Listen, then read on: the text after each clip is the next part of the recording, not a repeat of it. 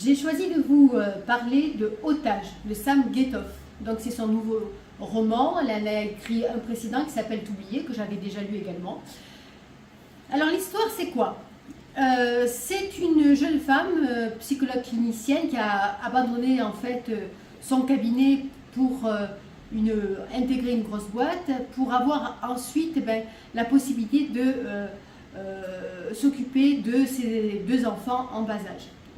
Le jour J, en fait, c'est le jour de son anniversaire.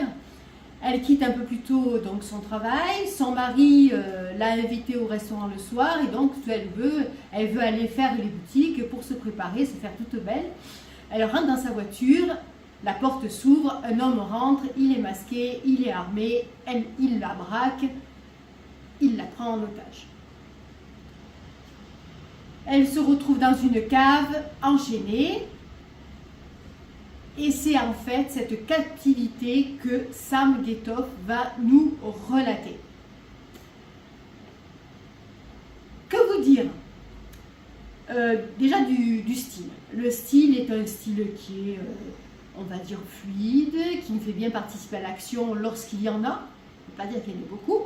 En revanche, il nous permet de ressentir en fait ce que ressent en fait la captive et ces petits moments en fait de doute, ces petits moments de lucidité, ces questionnements, etc. Et puis on se pose quand même des questions tout au long de ce roman.